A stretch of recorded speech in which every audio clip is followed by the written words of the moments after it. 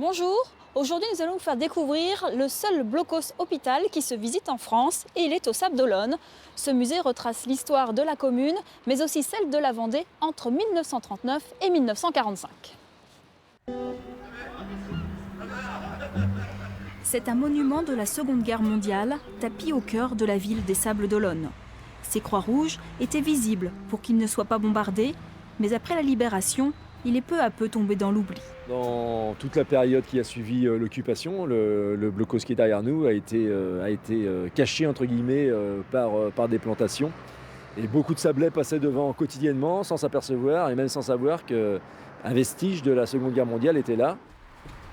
Construit en 1943 par les Allemands, ce blocos hôpital a bien failli être détruit il y a quelques années pour y construire une médiathèque, mais depuis juillet dernier, il est devenu un musée. C'était un blocos infirmerie, hôpital, donc il servait à soigner effectivement les blessés et il a eu surtout une grosse activité durant tout le mois d'août 1944, puisque différents bombardements ont eu lieu de la part de l'aviation anglaise et puis canadienne.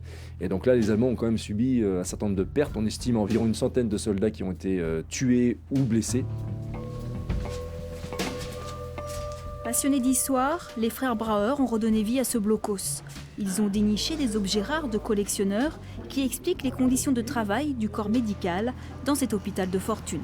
La spécificité de ce blocos hôpital, il est comme tous les autres blocos, il a des murs de 2 mètres d'épaisseur en béton armé. Mais pour pouvoir rentrer des brancards, il faut pouvoir avoir des entrées un peu plus larges. Et ces pans coupés, vous voyez, on voit bien ces pans coupés du bunker qui permettent de manœuvrer des brancards. On les retrouve ici. Et on va avoir des entrées qui sont de 1,10 m pour pouvoir rentrer avec des blessés et accéder directement à la salle d'opération. Donc on a un chirurgien qui est là en pleine action, avec un soldat qui est blessé, plaie à l'abdomen, une infirmière de la Croix-Rouge allemande qui est là pour l'assister, et un deuxième médecin, on voit d'ailleurs sur ses pattes d'épaule, vous voyez, on voit le caducé, c'est un médecin, un officier allemand donc, qui est là pour apporter de l'aide, donc pour soigner les blessés. Cette infirmerie n'a été utilisée que pendant un mois et pourtant certaines pièces insolites rappellent l'horreur de la guerre. Donc Gott mit uns, ça veut dire Dieu avec nous. C'était la devise qui était sur toutes les plaques des ceinturons allemands de la Deuxième Guerre mondiale. On devine encore l'aigle avec la croix gammée. Et là, il y a une balle ou un éclat, vous voyez, qui a transpercé.